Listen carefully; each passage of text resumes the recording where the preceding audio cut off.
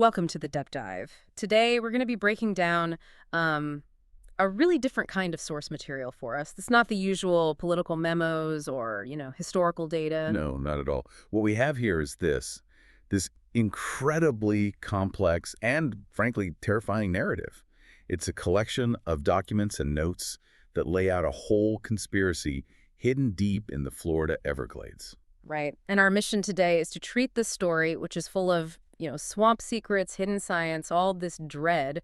We're going to treat it like a factual investigation file. Exactly. We're going to pull out the facts, identify the structure of this secret society, analyze the dark science they're using, and really get to the bottom of the price they're paying for immortality in this little town of Villejeune. So if you're the learner and you need to get a handle on a really complicated story fast, especially one where psychological trauma gets, well, very real, you're in the right place. We're cutting through all the atmosphere to get right to the core of this operation. And the whole thing hinges on this central paradox. You have Villejeune, which on the surface looks like this sleepy, forgotten southern town that's just sinking back into the swamp. Total economic decline. Total decline.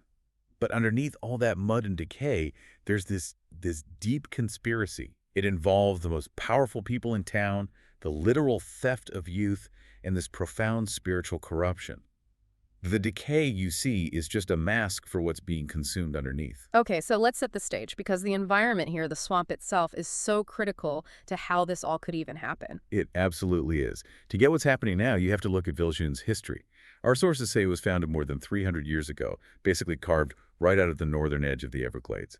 It's always been a place at war with nature. And its whole history is just these little flashes of economic life that fizzle out. They had a plantation boom in the 1800s, but the swamp just took it back.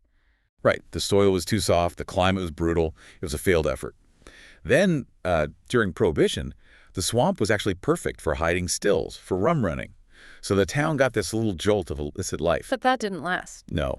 Once that ended, Villejeune fell into this slow 50-year decline. The sources describe the economy as being as soft and treacherous as the mud beneath the swamp, and the whole place was just rotting away. And that's the moment the modern corruption really takes root. This is when Carl Anderson shows up on the scene. Yes, Carl Anderson. He's this major local figure who sees Orlando starting to boom, and he gets an idea. He starts buying up massive tracts of swampland around Villejeune that nobody else wants. And he succeeds where everyone else fails. Wildly successful. He brings in these huge draining operations, and he develops these sprawling, manicured retirement communities, places like Villejeune Links Estates with, canals, marinas, a golf course. So he brings in a ton of money and new people who have no idea what's really going on in the town. Exactly. That economic boom is the perfect cover. It gives Carl Anderson and his partners all the power and legitimacy they need to hide what's really sustaining them. They aren't just developing land, they're harvesting life. Which brings us to our first piece of direct evidence, through the eyes of a woman named Amélie Colton. Amélie's story is just terrifying. She's deep in the swamp, she's pregnant, and she's scared. She has this feeling that she's being watched by something, not an animal. And she finds something out there, a ritual. A full-blown ritual. There's this crude altar in a clearing, and a figure appears, the Dark Man. Then a local woman, Tammy Jo, walks up to him. And she has her baby with her. She does.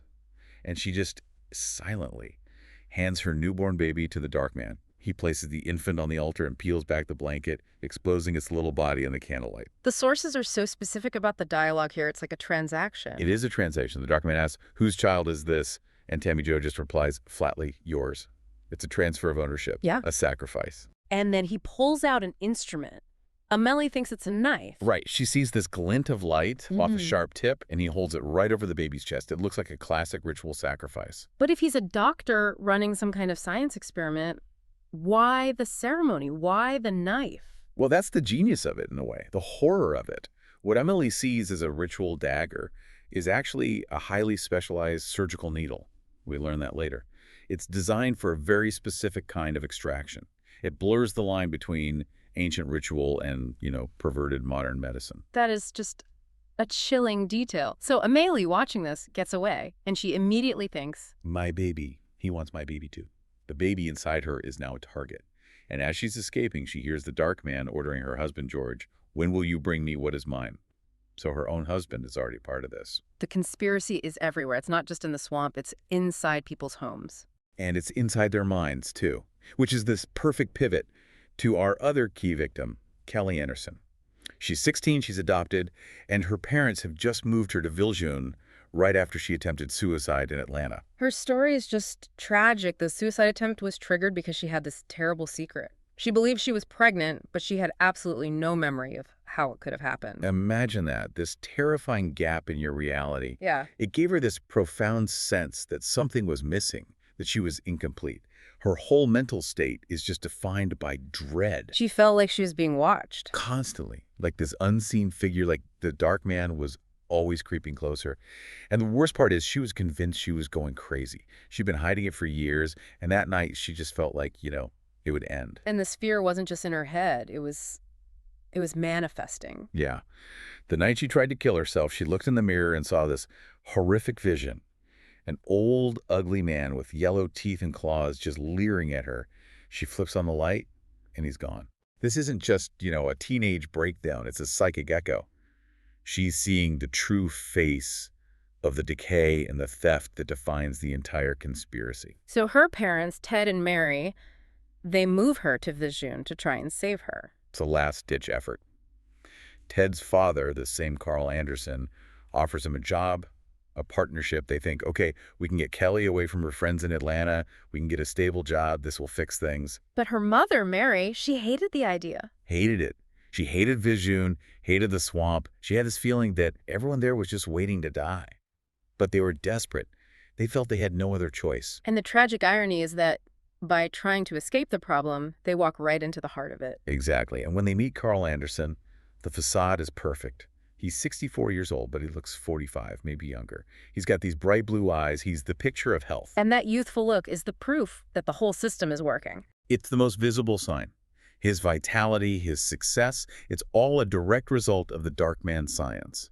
He's living on borrowed time, bought at a price they can't even imagine. The town is rotting, but its most powerful man is thriving. Okay, let's pull back the curtain then. Let's get into the actual architecture of this conspiracy. This is where all the pieces finally snap together, and we find out the dark man's identity.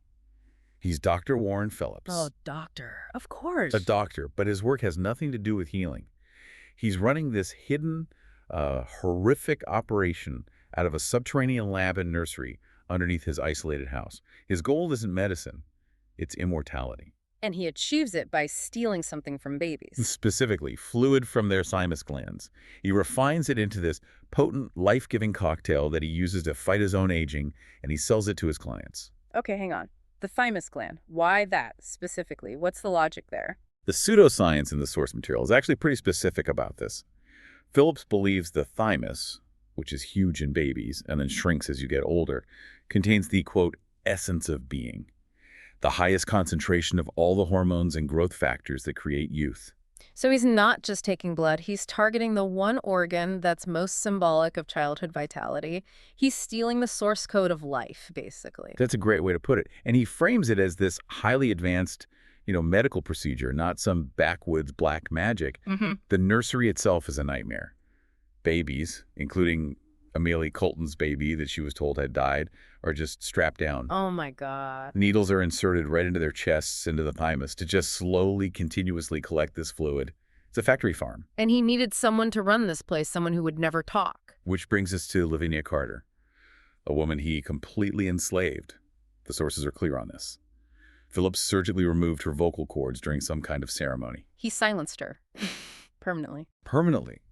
So she's this living ghost, the silent warden of these stolen babies, a victim forced to help create more victims. It's a level of cruelty that's just staggering. And this whole horrific system exists to feed his clients, the power brokers of Villejeune. The whole circle. Yeah. Carl Anderson, the developer, Fred Childress, the town undertaker, Orrin Hatfield, a town elder, and Jed Duval, a deputy with the police. But how does he keep these powerful men under his thumb for so long? Decades, right?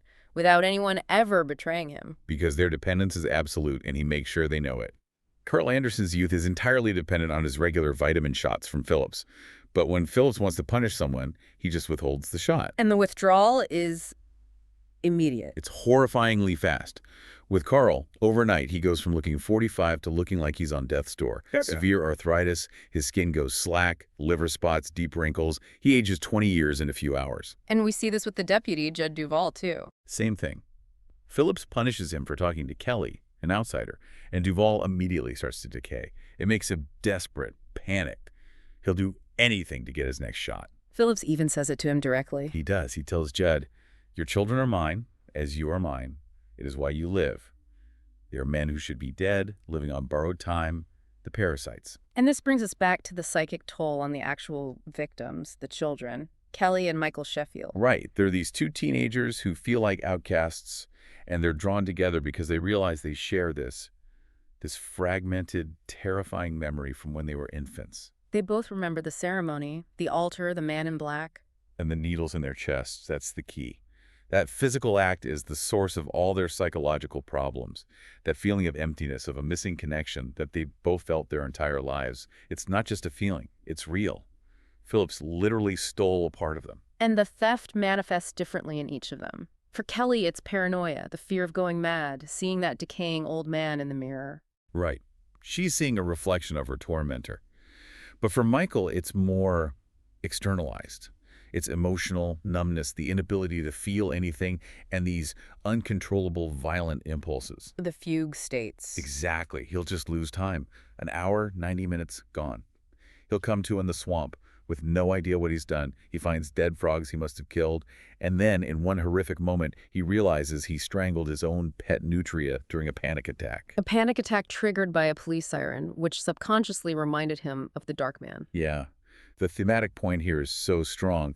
What looks like classic psychological illness, paranoia, dissociation, violence is actually the result of a physical and spiritual theft. The parents see a problem child. The child is fighting the absence of his own soul. And there are people who know the truth, who are fighting back. Two critical witnesses. The first is Clary Lambert. She's this ancient woman who lives deep in the swamp. She's part of the old world, and she is actively fighting Phillips. She refused his elixir. She has some kind of psychic ability. A mind call, the sources call it. She uses it to guide the children. She knows the Dark Man stole their souls, and she is just waiting, concentrating her will on the destruction of his circle. She's the spiritual resistance. And the other witness is Amelie Colton. Amelie, who started this all for us, she led the police to a body she thought was her husband, George, but it was aged beyond recognition. He'd been cut off from the elixir. And she never believed her baby died. Never. She was convinced they took it because they didn't think she was a fitting mama and that Phillips probably sold her baby to a rich family. She connects the personal horror to a wider commercial conspiracy. It's not just about immortality, it's about profit. Which is when everything escalates, the conspiracy becomes desperate, and that leads to the kidnapping of Jenny Sheffield. Jenny is Michael's younger sister. She overhears her parents worrying, and she sneaks out to go look for Kelly in the swamp. Just a kid trying to help. And she runs right into Judd Duval. The worst possible person at the worst possible time. Duval is in the middle of that agonizing, rapid decay because Phillips has cut him off. He sees Jenny, and he sees his only chance to get his life back. He kidnaps her. He kidnaps her and delivers her straight to Phillips. He tries to justify it. She was alone, Doc, figured she snuck out. He's just a desperate man trading a child's life for his own. Phillips must have been furious. Jenny's not an infant. He is at first, but he adapts. He takes her down to his subterranean lab, sedates her, and for 3 days he drains her thymus. And he keeps her drugged. Constantly. Gives her morphine, telling her it will make her feel better, stop the bad dreams. But we know what those dreams were. They were her visions of the old man, the Dark Man. He was medicating away her own psychic alarm system. And then he fakes her death. He does. He puts her weakened body in a canal, and Duval finds it, calls the police. And this is the crisis point that finally unites the parents. The grief turns into suspicion. And they start their own investigation. They start with Kelly's adoption. Barbara and Mary, the mothers, they dig into her birth certificate. It's for an infant Richardson, signed by a Dr. Philip Waring. They check with the hospital. No record. The whole thing is a fake. Yeah, Philip Waring is pretty close to Warren Phillips. It's the aha moment.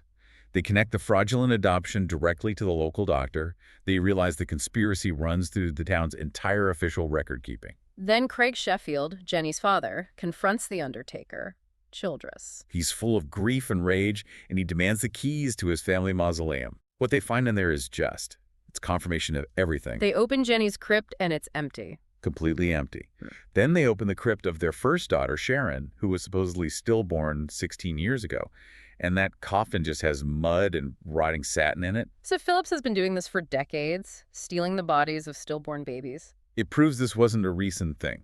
This was the foundation of the town's entire modern economy, built on stolen children. And this is what finally galvanizes the real victims, Michael and Kelly. They realize Jenny isn't dead. She's being held somewhere. And Michael, his senses suddenly razor sharp. He sees the evidence. Mud on the crypt door, tool marks. He knows it was exhumed recently. Then they see Childress and Duval sneaking into the cemetery at night. It's all the proof they need. And this is the moment Michael changes. Completely. The fog, the emotional numbness he's lived with his entire life, it just burns away. And it's replaced by this absolute clarity and rage. He finally understands his emptiness wasn't madness. It was literal. And he makes a vow. A terrifying vow. He tells Kelly, kill them. We're going to kill them all. He's no longer a victim. He understands that to get his life back, he has to physically take it back from the men who stole it. The knowledge gives them power. The confused kids are now focused hunters. And so begins the reckoning. It starts with Carl Anderson. He's in full panic mode. He's decaying. He's terrified. He leaves his construction trailer with a gun, absolutely desperate to find any child to trade to Phillips for his life. He's totally consumed by his dependency. And Kelly is the one who helps the police find him. Yeah, her connection to the swamp, her trauma, it's all sharpened into an instinct. She guides the search party right to the spot where Carl has just kidnapped another baby during one of Michael's swamp tours. She tells him how her grandfather looked like he was going to die, and they finally understand the urgency. But Michael gets there first. Michael gets there first, guided by Clary Lambert's mind, called this constant mental image of a specific pine tree. He finds Carl hiding there, clutching the baby, gun raised. And the confrontation is just devastating. Michael doesn't even have to fight him. Not really. He just hits him with the truth. Our souls! You stole our souls! And the sheer terror of that accusation, combined with the withdrawal from the elixir, it kills Carl on the spot. His body just gives out. It accelerates his decay. His heart fails, and he withers into this dried-up corpse in seconds. All the years he cheated finally catch up to him. And then Michael does something. Yeah. Primal. This is where it crosses a line from revenge into something else entirely. Reclamation. He rips open Carl's chest. The ribs are brittle, the sources say. And he pulls out the shrunken thymus tissue, the stolen piece of himself. And then he eats it. He forces himself to swallow it. And the effect is instantaneous. The emptiness is gone. He feels this rush of warmth, a feeling of connection for the first time in his life. He has physically recovered his soul. And this act triggers a collective vengeance. It's like a signal. Clary Lambert sends out this massive mind call to all the other children of the Dark Man. Jonas, Quint, all of them. It's time. And they go after the other client. Swiftly, brutally. Fred Childress, the Undertaker, is surrounded by 5 of them. He feels this searing pain as they tear the stolen thymus fragment right out of his chest. And at the same moment, on Clary's altar, 5 candles go out. A spiritual accounting. The debt has been paid. Same thing with Judd Duval. He's surrounded by 6 children. He decays. They tear his body apart to retrieve their essence, and they leave his remains to the alligators. 6 more candles on the altar go out. Which leaves only the Dark Man himself, Dr. Phillips. Phillips, completely oblivious. He's just finished refining his last batch of the extract, and he's planning to flee Villejeune. He's thinking about finding places to get cheaper babies that he can just dispose of after he's done with them. He's pure, calculated evil right to the end. But the children find him. They corner him at his house, emerging from the shadows and circling him. The circle of victims is now the circle of judgment. Michael, now whole and full of feeling, confronts him. He raises a knife to kill him. He does, but he stops. He realizes he doesn't have to. The Dark Man is already dying. His own fear is killing him. His absolute, all-consuming terror of facing them, of facing the consequences. It triggers the same catastrophic decay in his own body. The sources say he's aware the whole time as his body just collapses around his mind. The perfect punishment. But before that happens, they find Jenny. They race down to the lab, and they find her. She's alive, but she's weak, strapped to the bed, still suffering from the draining and the drugs. And her perception of Phillips is so warped. It's the final chilling piece of the puzzle. She recognizes him as the old man from her dreams, the man in the mirror. But even after everything, she says, he never hurt her. Not really. Oh. It just shows the level of insidious psychological control he had. He took away their nightmares, their psychic warnings, and convinced them it was an act of kindness. Even as he was stealing their very life force, he made them complicit in their own destruction. So if we pull all of this together, what are the big takeaways from this deep dive? I think there are three major thematic revelations that come out of this whole horrifying story. Okay, first is this whole mystery of identity.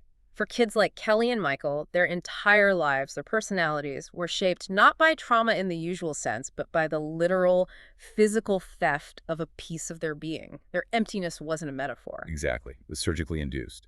Second is the true cost of immortality. This fountain of youth that Phillips discovered, it wasn't a scientific miracle. It was a parasitic system that required the constant consumption of childhood. The men who benefited were living a lie, a brittle, conditional existence. And finally, there's this power in collective reclamation.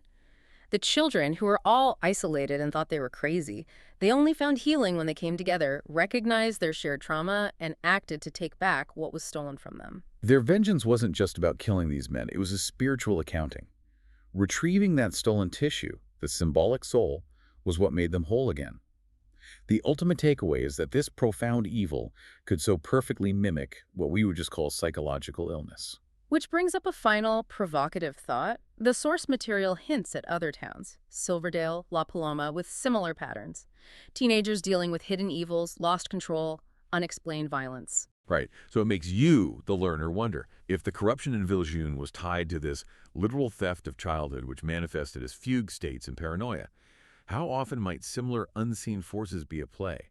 What if the unexplained anger, the isolation, the impulses we see in young people aren't just pathology? What if they're the symptom of some unseen debt being paid or some vital essence being stolen to maintain the stability and vitality of the powerful figures in our own world?